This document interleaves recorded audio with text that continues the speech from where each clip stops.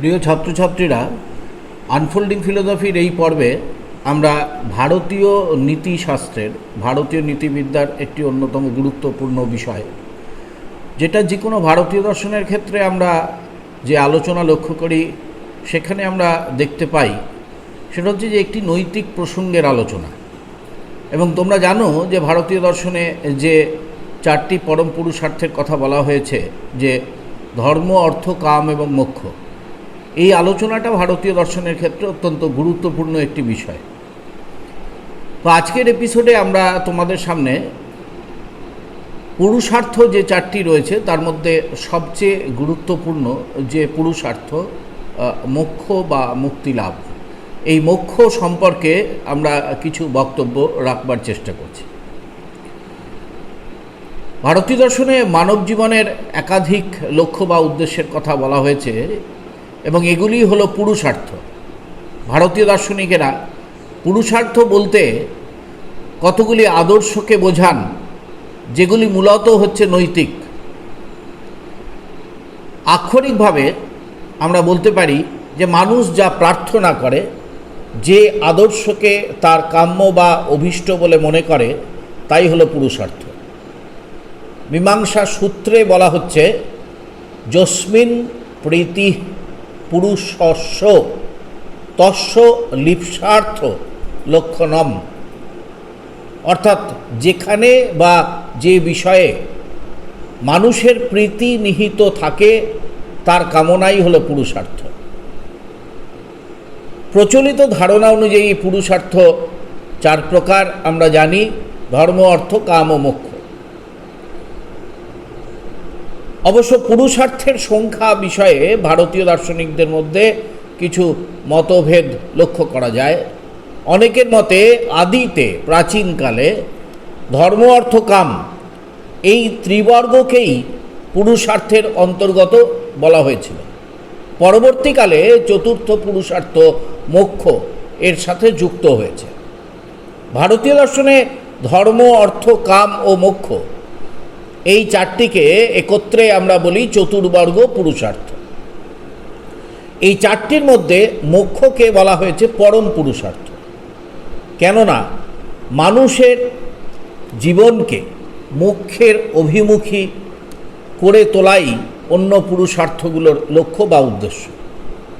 মোক্ষ লাভের মধ্য দিয়েই ধর্ম, অর্থ ও কাম পরিপূর্ণতা ও সার্থকতা লাভ করে থাকে। এদিক থেকে বিচার করে শাস্ত্রকাররা মোক্ষকে পরম পুরুষার্থ বলে উল্লেখ করেছেন। একটি মোক্ষই এমন একটি পুরুষার্থ যা নিজে মূল্যে মূল্যবান। মোক্ষকে পরম পুরুষার্থ বলার অন্য আরেকটি কারণও আমরা উল্লেখ করতে পারি। আমাদের অভিজ্ঞতায় আমরা বলতে পারি যে প্রতিটি পুরুষার্থই সুখ প্রাপ্তির সাথে যুক্ত থাকে। তবুও এ কথা সত্য যে ধর্ম, অর্থ ও কাম সাক্ষাৎ সুখ নয়, সুখ লাভের এ হেতু মাত্র। কিন্তু মোক্ষ হলো সাক্ষাৎ সুখ স্বরূপ। এই জন্য মোক্ষকে বলা হয় পরম পুরুষার্থ। পরম শব্দের অর্থ হলো নিরতিশয়, অর্থাৎ যার অধিক সুখ হয় না এবং যার কখনো ক্ষয় হয় না। মোক্ষ যেহেতু সর্বোত্তম এবং অক্ষয় সুখ স্বরূপ, তাই মোক্ষকে আমরা পরম পুরুষার্থ বলে থাকি।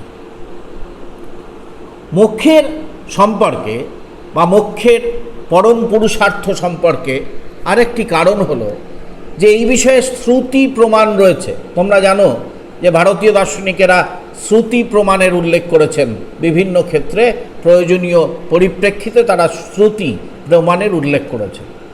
ছান্দোগ্য উপনিষদে একটি উক্তিতে বলা হচ্ছে, ন চ পুনরাবর্ততে, অর্থাৎ ব্রহ্মজ্ঞানের দ্বারা জীবের বারবার শরীর গ্রহণের জন্য জন্ম মরণ রূপ সংসার প্রাপ্তি হয় না। সুতরাং শ্রুতির দ্বারাও মোক্ষের নিত্যতা প্রমাণিত হয়ে থাকে। ধর্ম, অর্থ ও কাম এই তিনটি পুরুষার্থ নিত্য নয়। এই বিষয়ে প্রত্যক্ষ ও শ্রুতি এই দুই প্রকার প্রমাণ রয়েছে। অর্থ ও কাম পুরুষের সুখজনক, এই বিষয়ে কোনো সংশয় নেই। কিন্তু একই সাথে এ কথাও সত্য যে দুটি পুরুষার্থের দ্বারা যা উৎপন্ন হয় তা বিনাশশীল। আত্মাই একমাত্র অবিনাশী এবং আত্মা থেকে ভিন্ন অন্য সমস্তই যে বিনাশী, সেই বিষয়ে শ্রুতি প্রমাণ রয়েছে। ধর্মের অনিত্যতা সম্বন্ধেও আমরা প্রমাণ লক্ষ্য করতে পারি।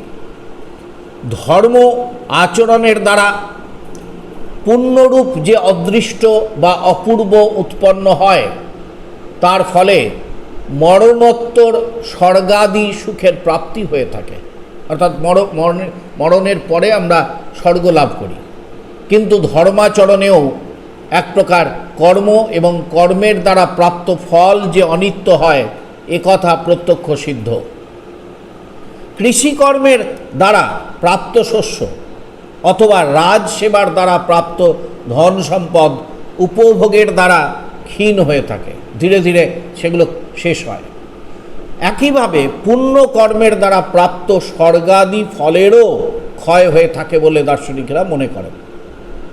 অর্থ ও কর্মের সাথে ধর্মের ফলও যে অনিত্য, সেই বিষয়েও শ্রুতি প্রমাণ রয়েছে। যেমন ইহলোকে কর্মের দ্বারা অর্জিত ধন সম্পদ যেমন ক্ষয়প্রাপ্ত হয়, সেরকম পরলোকে পুণ্য কর্মের দ্বারা প্রাপ্ত স্বর্গাদি ফলও ক্ষয়প্রাপ্ত হয়ে থাকে। অতএব অর্থ ও কর্মের মতো ধর্মও হলো অনিত্য।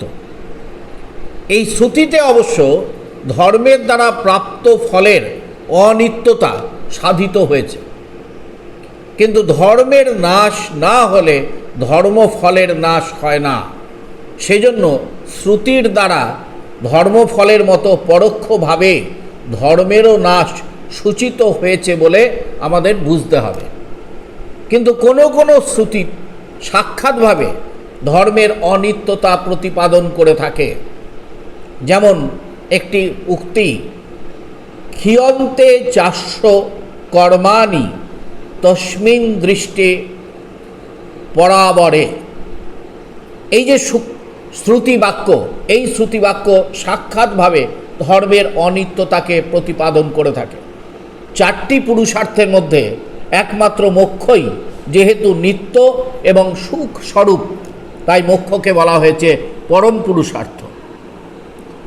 মোক্ষ যে মানুষকে দুঃখ থেকে মুক্তি প্রদান করে, সেই বিষয়ে ভারতীয় দার্শনিকেরা একমত। তাদের মতে দুঃখ থেকে মুক্তি লাভের উপায় হল মোক্ষ অর্জন করা। যে ব্যক্তি সমস্ত জীবনে অর্থনৈতিক ক্রিয়াকলাপে নিযুক্ত ছিলেন, যিনি সংসার যাপন করেছিলেন, যিনি ধর্মাচরণে নিযুক্ত ছিলেন, তিনি জীবনের শেষ পর্যায়ে বৈরাগ্য ও অনাসক্তি জীবন যোগ অভ্যাস করেন।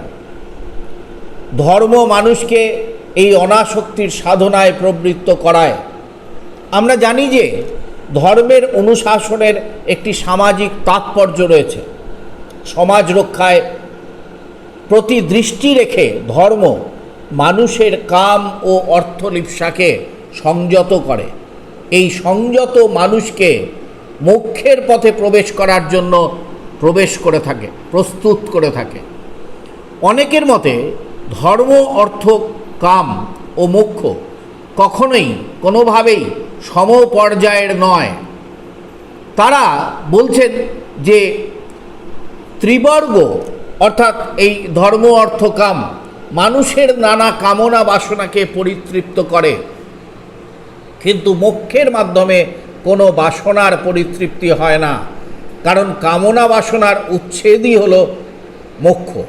তাই ধর্ম, অর্থ ও কাম এই ত্রিবর্গ থেকে মোক্ষের ধারণা অত্যন্ত ভিন্ন বলে মনে করা হয়। আরও একটি দৃষ্টিভঙ্গি থেকে অনেকে বলেছেন প্রথম তিনটি পুরুষার্থ বা ত্রিবর্গ যেন মানুষের সামাজিক আদর্শ। অর্থ ও কাম ধর্মের দ্বারা নিয়ন্ত্রিত হয়। ধর্ম আমাদের যে সমস্ত নৈতিক কর্তব্য নির্ধারণ করে, তা মূলত কতগুলি সামাজিক অনুশাসন। সুতরাং পরোক্ষভাবে ধর্ম নিয়ন্ত্রিত কাম ও অর্থকেও সামাজিক আদর্শ বলে গণ্য করা যায়। অন্যদিকে মোক্ষ একটি ব্যক্তিগত আধ্যাত্মিক আদর্শ। সুতরাং এই ব্যাখ্যা অনুসারে ধর্ম, অর্থ ও কাম এই ত্রিবর্গ এবং মোক্ষ কখনোই সমপর্যায়ের হতে পারে না। অবশ্য বিশ্লেষণ করলে দেখা যায় যে মোক্ষ মানুষের জীবনের এমন একটি পর্যায় যেখানে মানুষ সংসারের আসক্তির বন্ধন থেকে মুক্ত হয়। মোক্ষ মানুষকে জগৎ থেকে বিযুক্ত করে না, জগতের প্রতি তার দৃষ্টিভঙ্গিকে পরিবর্তন করে। অনেকে মনে করেন মোক্ষের আদর্শ হলো জীবন মুক্তি। মোক্ষ জীবন থেকে মুক্তি নয়, বরং মোক্ষ এই জগতেই এমন এক জীবনের সূত্রপাত করে যা নিরাসক্ত, নির্মোহ।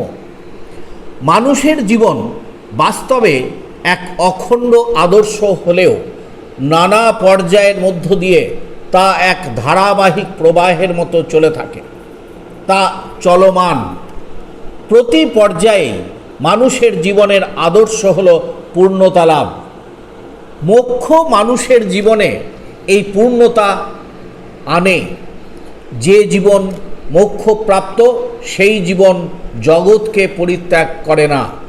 তাই চতুর্বর্গের মধ্যে মোক্ষকে অন্তর্ভুক্ত করা হয়েছে। বাস্তবে ধর্ম, অর্থ ও কাম এই ত্রিবর্গ মোক্ষের মাধ্যমে পরিপূর্ণতা লাভ করে থাকে। তাই ত্রিবর্গের আদর্শ মোক্ষে অপ্রাসঙ্গিক হয়ে পড়ে না, বরং সেগুলি লাভ করে থাকে তাদের পরিপূর্ণতা।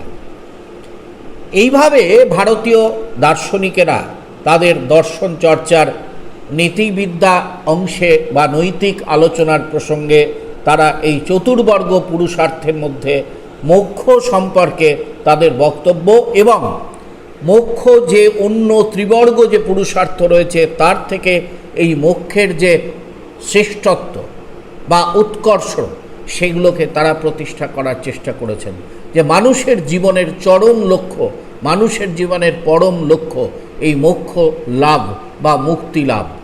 সেটা কখনো কেউ বলেছেন সম্পূর্ণভাবে জগতের বাস্তবতা সম্পর্কে জ্ঞান বা ধারণা অর্জন, কখনো কেউ বলেছেন যে দুঃখ থেকে মুক্তি, কখনো কেউ বলেছেন পরম সুখ বা আনন্দ লাভ। অর্থাৎ এইভাবে বিভিন্ন দার্শনিকেরা মোক্ষের স্বরূপ উল্লেখ করেছেন এবং পাশাপাশি যে অন্য তিনটি পুরুষার্থ, এই পুরুষার্থগুলো এই মোক্ষ অর্জনের ক্ষেত্রে কিভাবে গুরুত্বপূর্ণ ভূমিকা পালন করে এবং এর যথার্থ চর্চার মাধ্যমে মানুষ কিভাবে নৈতিক দিক থেকে উন্নত মানুষ হয়ে উঠতে পারে তার চর্চা তারা তাদের গুরুত্ব সহকারে তাদের দার্শনিক আলোচনার মধ্যে অন্তর্ভুক্ত করেছেন। আজকে তোমাদের সামনে আমরা ভারতীয় দর্শনের বা ভারতীয় নীতিবিদ্যার অন্যতম এই গুরুত্বপূর্ণ বিষয় বা পুরুষার্থ হিসাবে মোক্ষ এই বিষয়ে আলোচনা করলাম।